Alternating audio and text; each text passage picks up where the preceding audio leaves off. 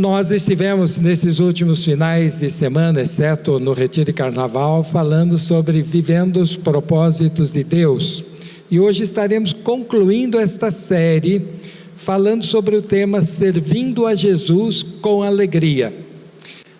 Nós temos vivido nesses últimos tempos e aprendido sobre igreja com propósito e como nós podemos, como igreja, sermos direcionados pelos propósitos de Deus em 5 áreas: adoração, evangelismo, discipulado, comunhão e serviço.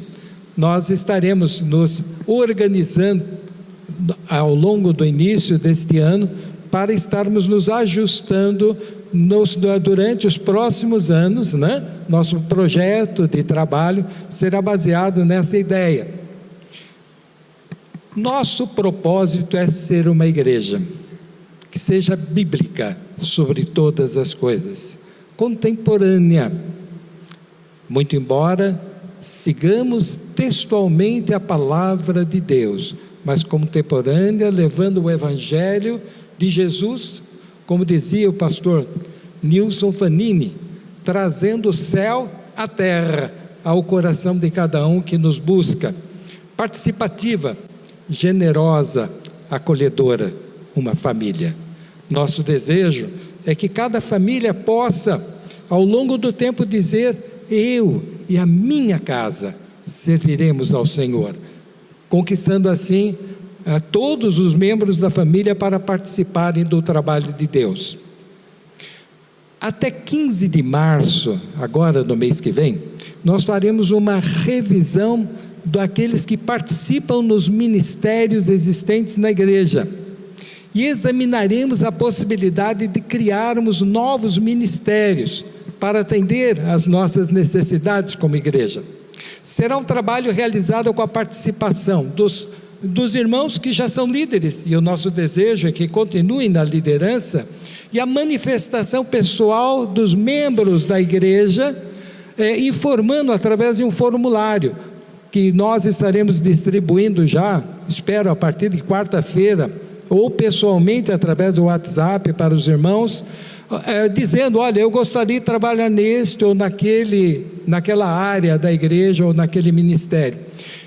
E a partir dessa consulta, nós estaremos reelaborando todos os ministérios da igreja, mantendo a liderança que já existe, mas acrescentando aqueles que chegaram depois das eleições, que já fazem 2 anos que nós não temos, aqueles que estão trabalhando, ajustando. Então, quem são os irmãos membros de cada ministério? E todos os membros de ministério estarão convidados a participarem dessa pesquisa e atualização. Após, nós estaremos elaborando a nossa agenda eclesiástica entre abril de 24 a março de 27, para 3 anos, tá? Nós deixamos de fazê-lo ano passado, mas faremos esse ano. Ora, dentro dessa ideia, quando a gente fala em participar, em trabalhar, em se envolver, estar presente com a nossa vida dentro da obra do Senhor, nós estamos falando justamente aquilo que nós ouvimos no texto que nós lemos, e hoje nós estaremos examinando João 13, de 1 a 13, aonde Jesus lavou os pés dos discípulos, preparando-os para o ministério, e estaremos refletindo sobre como nós podemos viver servindo a Jesus, e procuraremos aprender com a palavra de Deus, como eu posso colocar sobre o altar de Deus a minha vida, e assim servir a Deus e ao próximo. Quando a gente olha para esse texto, nós vamos encontrar nele uma lição de humildade.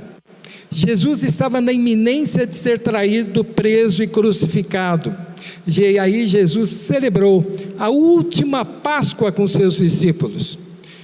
Quando a gente fala na celebração da última Páscoa, é interessante que Jesus inovou.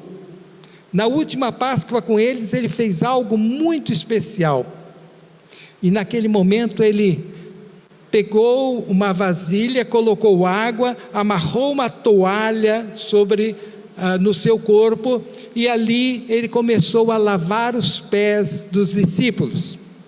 Quando a gente olha na história daquele povo, Jesus estava fazendo algo que acontecia nos lares quando alguém era convidado, chegava.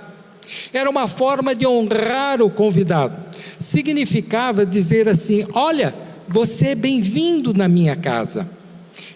Também era uma necessidade de higiene pessoal. As pessoas andavam descalças ou com sandálias, e os pés ficavam sujos.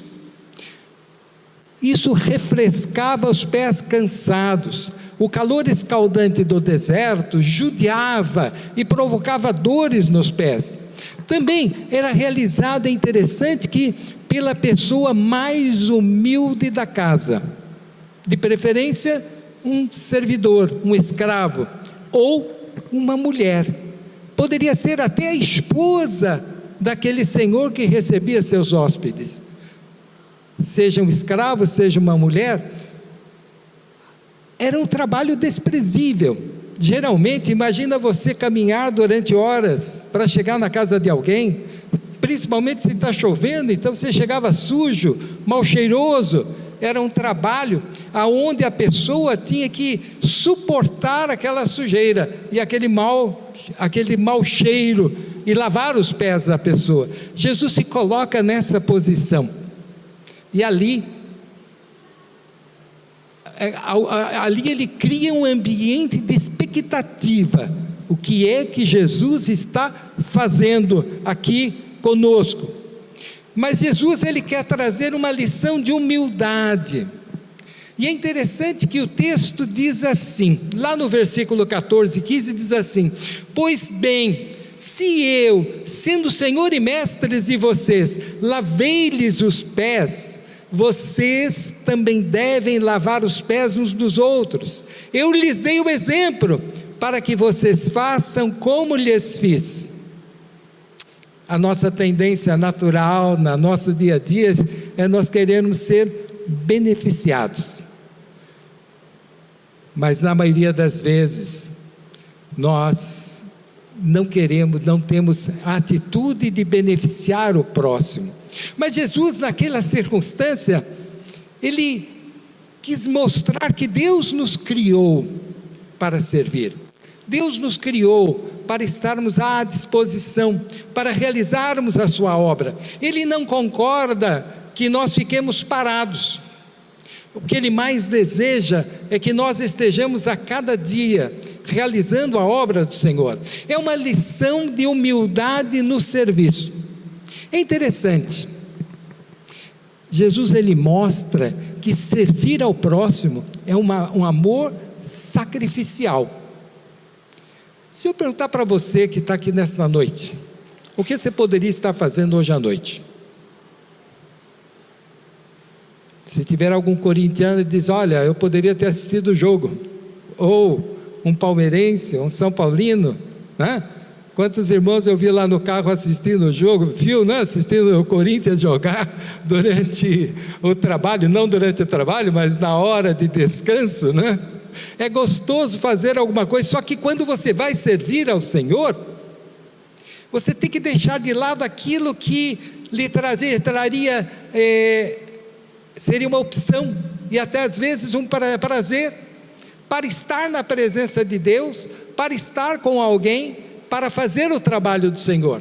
Eu imagino, por exemplo, os amados irmãos que gastam seu tempo preparando as lições da escola dominical, os irmãos que gastam seu tempo recolhendo alimentos para levar para as famílias necessitadas, indo ao supermercado comprar, trazendo para cá, separando, colocando em caixa e saindo com o carro de casa em casa, de casa em casa para entregar. Isso é sacrifício.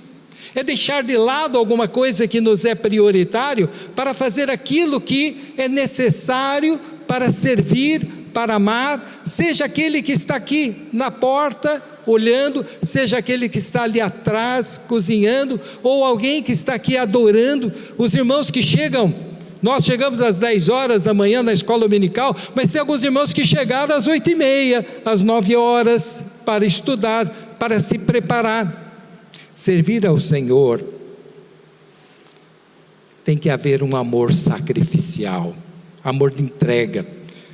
Você não imagina nós que somos pastores e que às vezes passamos o sábado inteiro estudando, e quantas vezes a gente olha para a esposa e diz para ela: olha, preciso estudar porque amanhã eu tenho que pregar, mas eu poderia caminhar com ela, eu poderia viajar com ela, eu poderia estar indo ao cinema ou ao teatro, mas nós temos uma outra obrigação, um serviço que também faz parte da obra do Senhor, que também é importante.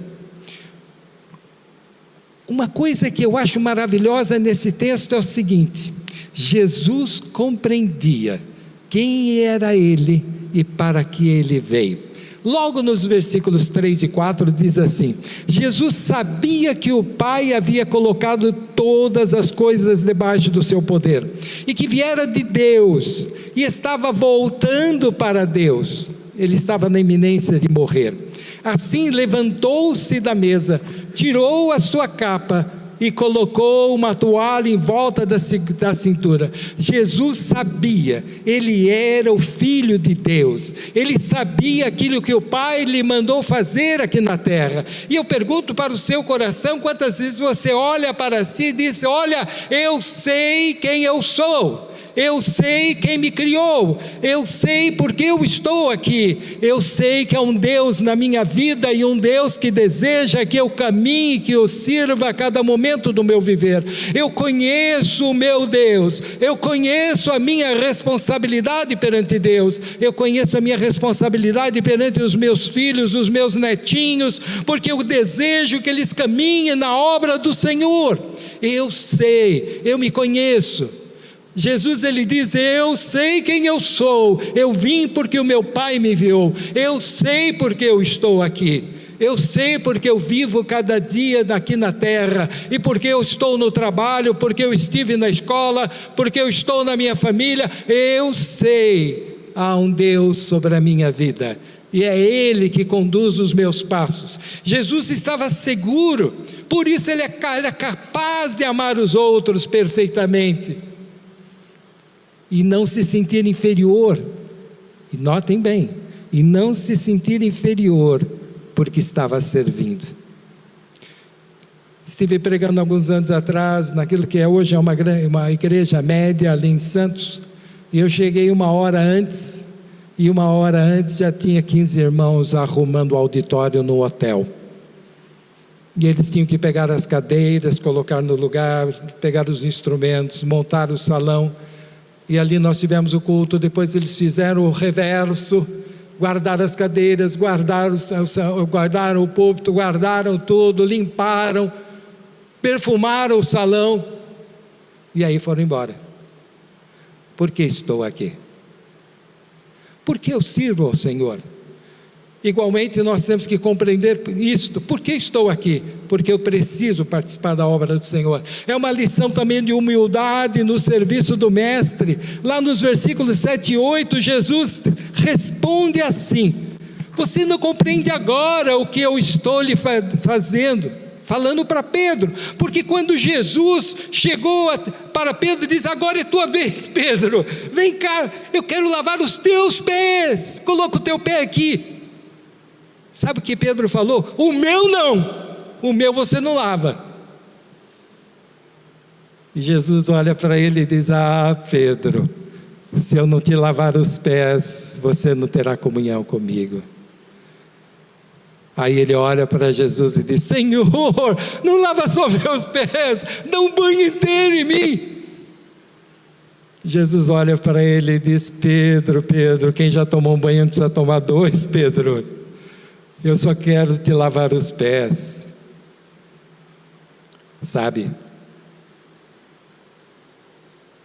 tem hora que a gente não gosta que as pessoas nos sirvam. Nós somos às vezes orgulhosos. Eu era seminarista ali no Rio de Janeiro. Quantas vezes eu precisei que alguém me desse uma carona, me levasse para o seu lar. E diga-se de passagem, lá na Igreja Batista Abolição, no Rio de Janeiro, aonde eu passei 2 anos e meio, quase 3 anos. E era uma igreja diferente da nossa. Com todo o respeito, com todo o amor que eu tenho por aqueles, e eu diria para você, foi a igreja que mais me amou. Foi a igreja que mais me amou. Havia uma lista de 20 senhoras que desejavam me levar para casa para almoçar, para tirar um cochilo à tarde, para depois voltar com eles. E diga-se de passagem, 95% eram todos diferentes de mim, eles eram negros. Só o pastor, esposa e filho e eu éramos brancos na igreja. Era a Igreja Batista na Abolição. Havia uma fila. Eu ia na casa do mais rico, que era o comandante dos barcos do Rio de Janeiro. Eu ia na casa do mais pobre, que era a favela, morava numa favela no Rio de Janeiro. Mas me faziam isso com tanto amor, com tanto carinho, que hoje eu me lembro de cada face. Porque lá eu aprendi o que era amor. Elas disputavam levar o seminarista para a sua casa, hospedar o seminarista. E eu tinha 18 a 22 anos de idade, foram os anos meus no seminário. Sabe, aprender a receber a ajuda de alguém, como é gostoso. Não seja orgulhoso. Se você tem um problema e você precisa conversar com alguém, converse, abra seu coração. Pode conversar com o pastor, com algum irmão líder da igreja. Só o orgulho nos impede de receber a ajuda dos outros. Pedro compreendeu essa necessidade e disse: Senhor, lava os meus pés. E foi humilde diante do Senhor. Lá no versículo 17 que nós relemos, diz assim: agora que sabem estas coisas, felizes serão se as praticarem. Quando falamos em servir a Jesus, estamos referindo à participação num dos ministérios da igreja. No Novo Testamento grego, há duas palavras que são utilizadas em relação ao serviço. A primeira é doulos, aparece 150 vezes na sua forma original, 130 vezes numa forma diferenciada, ou seja, 280 vezes no Novo Testamento, que significa escravo. O apóstolo Paulo, escrevendo sua carta aos Romanos, ele diz assim, usando doulos: eu, Paulo, escravo de Cristo Jesus, chamado para ser apóstolo e enviado para anunciar as boas novas de Deus, escreva esta carta. Paulo diz: eu voluntariamente me faço escravo de Jesus e o coloco como Kyrios na minha vida, como Senhor, e eu permito que Ele conduza os meus passos. Eu me coloco como um escravo pronto para servir ao Senhor. E havia a palavra também, uma segunda palavra, que é diáconos, que significava aquele que serve por amor numa igreja. Poderia ser o diácono de uma igreja. Ministério. O que é o ministério? Ministério, portanto, é todo o trabalho que realizamos dentro da igreja para edificação do corpo de Cristo. Nós recebemos através da fé a Jesus no nosso coração, nós passamos a fazer parte do corpo de Cristo, e fazendo parte do corpo de Cristo, nós precisamos aprender a servir. É uma dádiva de Deus, é um presente servir ao Senhor. E como é gostoso ver a obra de Deus realizar-se também através da nossa vida. Existem os dons espirituais. Para que existem dons espirituais? Para que estejamos aptos para desenvolver nossas atividades. Sabe, o Espírito Santo é aquele que olha para a igreja, ele olha para a nossa vida e ele nos dá dons para a edificação da igreja. Então, primeiro vem os dons, depois vem os ministérios. Quando chega alguém na nossa igreja, eu logo pergunto: o que você gosta mais de fazer? O que você sente-se feliz em fazer? É o seu dom, é a sua habilidade, para que você possa trabalhar. Todos os ministérios participam da obra do Senhor, e quem tem o controle absoluto é o Pai, o Filho e o Espírito Santo, que continuamente operam dentro e fora da nossa igreja. Ministério, portanto, é todo o trabalho especial que nós realizamos para a edificação do corpo de Cristo. Portanto, nós precisamos a cada momento estarmos entendendo isso. O apóstolo Paulo, para tentar explicar isso, lá em Efésios 4, versículos 11 e 12, ele disse assim, presta atenção, abra a tua Bíblia, afinal você a trouxe, ou o seu celular. Efésios 4, 11 e 12 diz assim, talvez a sua versão seja melhor do que a minha, seja mais compreensível, diz assim: alguns de nós recebemos um talento especial como apóstolos, a outros ele concedeu o dom de serem capazes de pregar bem, alguns têm a habilidade especial de ganhar pessoas para Cristo, as ajudando a crer nele como seu Salvador. Outros ainda têm o dom de cuidar do povo de Deus, como o pastor faz com o seu rebanho, e dirigi-lo e ensiná-lo nos caminhos de Deus. Porque é que Ele nos dá esses talentos especiais para fazermos melhor determinadas obras? Ele faz uma pergunta: por que Deus nos dá talentos especiais? E aí ele responde: é que o povo de Deus estará mais aparelhado para fazer uma obra melhor para Ele, edificando a igreja, o corpo de Cristo, e elevando a uma condição de vigor e maturidade. Uma igreja só é madura quando seus membros participam com suas vidas do trabalho do Senhor. A palavra lá em 1 Coríntios, Paulo diz: vós sois o corpo de Cristo e seus membros em particular. A diversidade de talentos e dons existe para o crescimento e para a unidade da igreja. A igreja é e sempre será o corpo de Cristo. Cada um de nós, desde o mais baixinho que estava aqui, ao mais idoso que pertence ao nosso hall, somos importantes para o Senhor e fazemos parte do corpo. Não há nenhum trabalho dentro da casa do Senhor que seja melhor do que o outro, ou melhor do que o pastor que prega. É tão importante a irmã que fica ali com o seu sorriso recebendo as pessoas, como o pastor que está aqui pregando, ou os irmãos que estão ministrando louvor. Cada um de nós tem diante do Senhor a sua responsabilidade, o seu talento para ser usado. Quando nós falamos em talento, talento pode ser natural ou adquirido. Natural, quando é concedido por Deus desde o nascimento.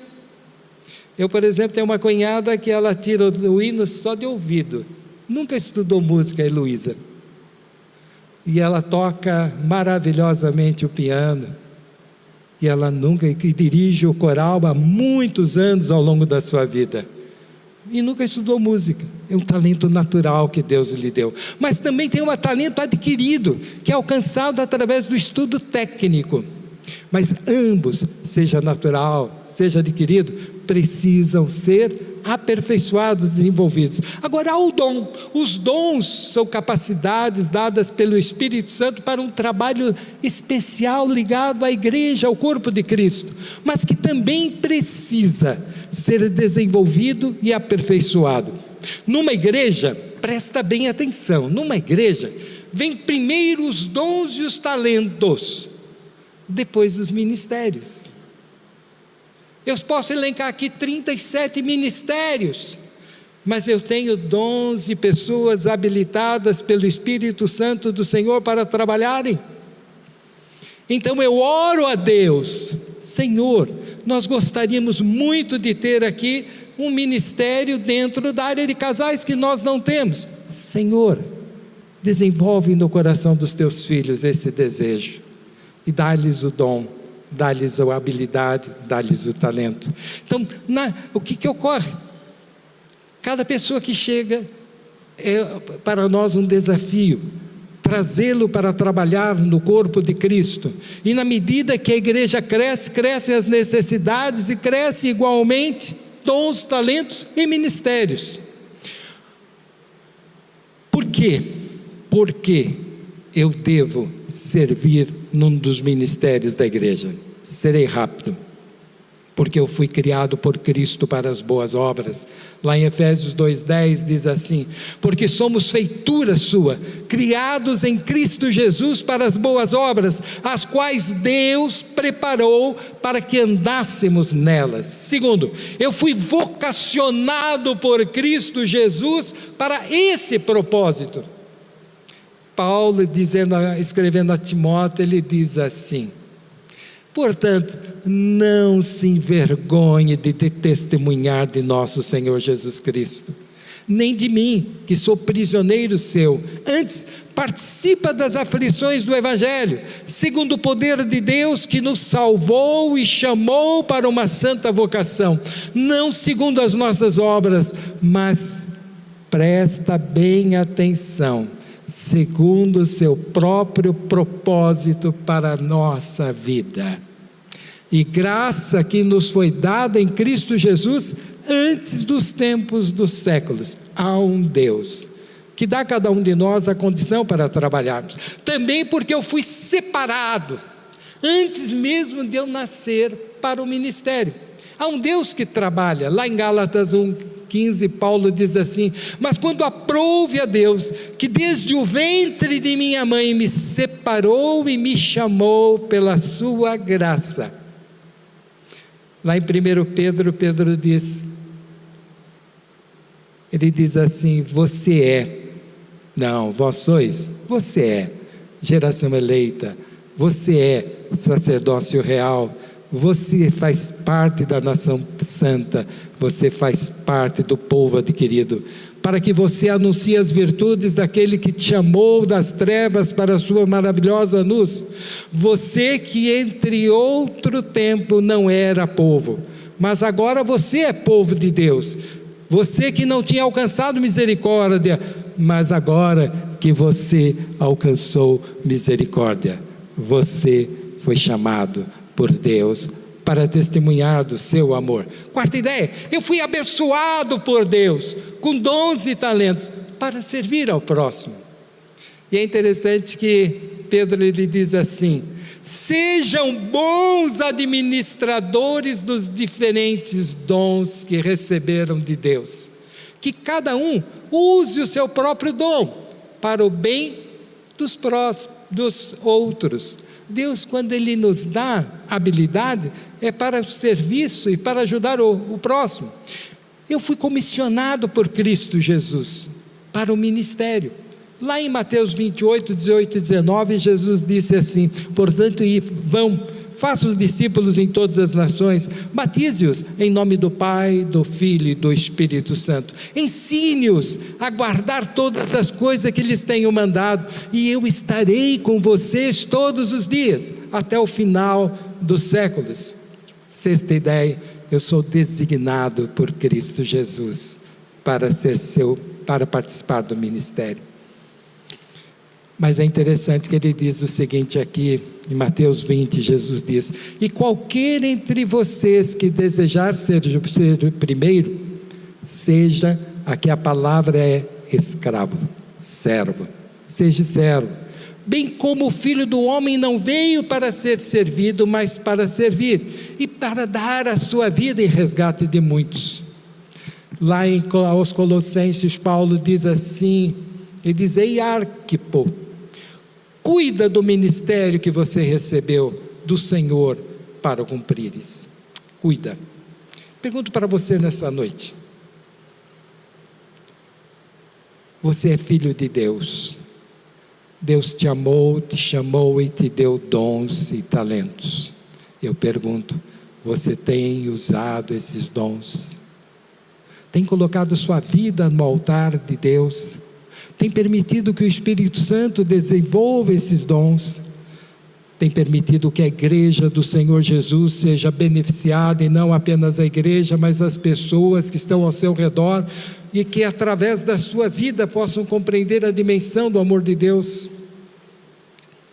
Sétima ideia: eu sou um instrumento de Deus para o aperfeiçoamento dos santos, a começar do meu lar. Lá escrevendo aos Efésios, Paulo diz assim: e ele mesmo deu uns para serem apóstolos, outros para profetas, outros para evangelistas, outros para pastores e até doutores. E ele diz: querendo o aperfeiçoamento dos santos, para a obra do ministério, para a edificação do corpo de Cristo. E é interessante que aí ele completa dizendo assim: até que todos cheguemos à unidade da fé, ao conhecimento do Filho de Deus, ao homem perfeito, à medida da estatura completa de Cristo. O que ele está dizendo? Olha, você precisa a cada momento estar no altar de Deus, para que você possa ao longo da sua vida estar sendo aperfeiçoado, santificado, transformado pela ação do Espírito Santo, para que você estando no altar de Deus, seja exatamente parecido com Cristo Jesus. É isso que ele está dizendo, até que todos cheguemos à unidade de fé, ao conhecimento, crescimento no conhecimento do Filho de Deus, a sermos homens perfeitos na medida da estatura completa em Cristo Jesus. Tem um alvo de Deus para a sua vida. O apóstolo Paulo, ele disse: eu prossigo para o alvo, deixando as coisas que para trás ficam, olhando para aquelas que estão adiante de mim, eu prossigo para o alvo da perfeita vocação em Cristo Jesus. Oitavo, sou parte inseparável do corpo de Cristo. Paulo, ele diz assim: olha, há diversidade de sons, de dons, mas o Espírito é o mesmo. Há diversidade de ministérios, mas o Senhor é o mesmo. Há diversidade de operações, mas é o mesmo Deus que opera tudo em todos. Mas a manifestação do Espírito é dada a cada um para aquilo que for útil. Ora, vós sois o corpo de Cristo e seus membros em particular. O que ele está dizendo? Olha, na nossa igreja há vários ministérios, mas nenhum ministério é melhor ou pior do que o outro.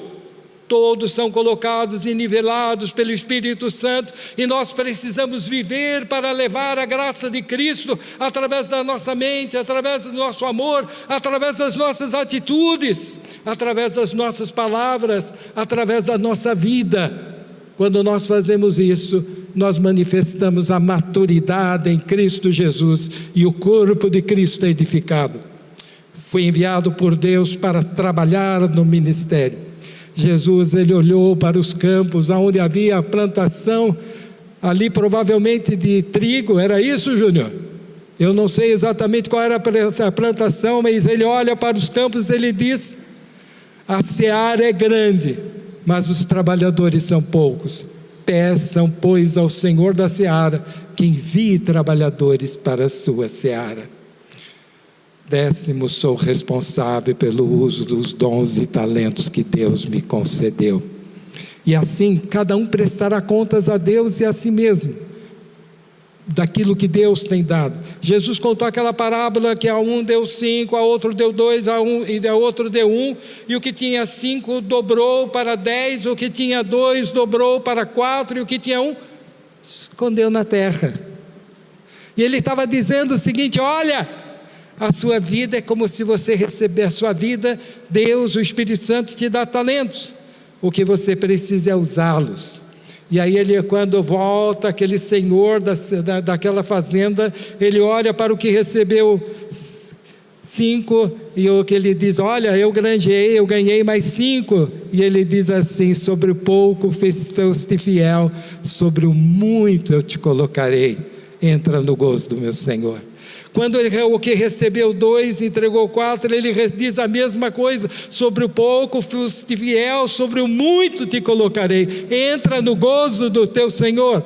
Mas ele olha para aquele que teve medo e não usou o seu talento, que o escondeu na terra, e ele diz: mau e negligente servo, porque você sabia que ceifo onde não semeei e ajunto onde não espalhei, então devias pelo menos ter dado o meu talento aos banqueiros, e eu ganharia os juros. E aí ele diz: tirai, pois, o talento, e dai àquele que tem outro em 10. Jesus, ele é maravilhoso, e ele recompensa a cada um de nós. Agora, última ideia: eu receberei de Deus a recompensa por servi-lo. Lá em Colossenses, Paulo diz assim: tudo o que fizerem, façam de coração, para com o Senhor e não para com os homens, sabendo que receberão de quem? Do Senhor a recompensa da herança, e a Cristo o Senhor que vocês estão servindo. Façam de coração e Deus abençoará. Lembre-se, a glória de Deus é manifesta através de nossas vidas. Quero concluir.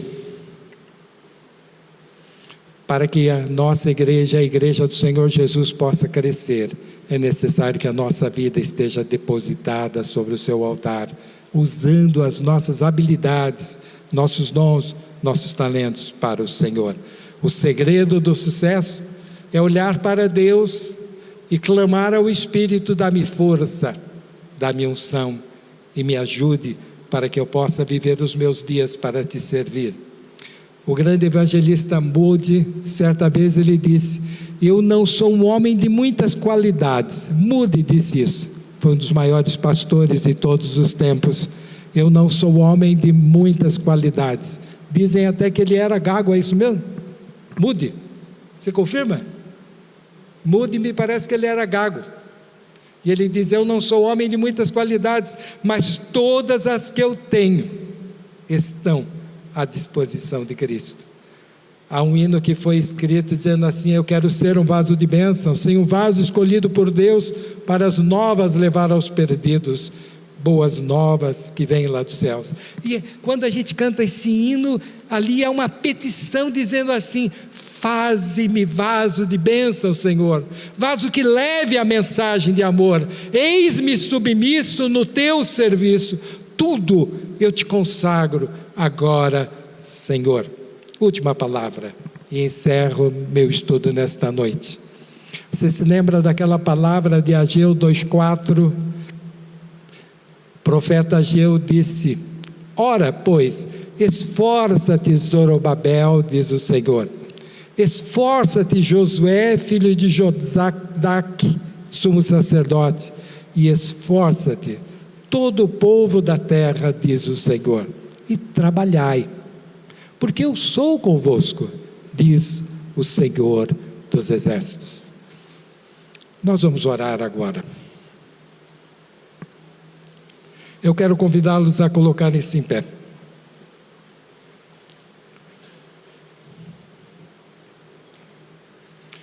Cada um de nós traz no seu coração suas dificuldades, seus problemas, mas há um Deus que está presente conosco e que cuida de nós.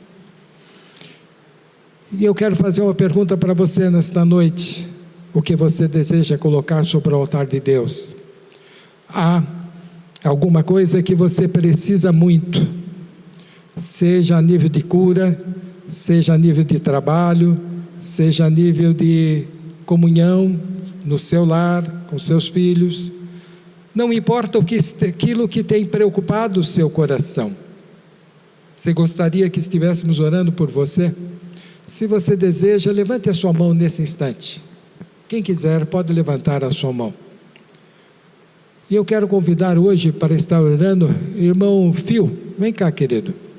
Fio estará orando por cada um de nós. Deus conhece o íntimo do meu coração e Ele sabe as minhas preocupações, as minhas tensões.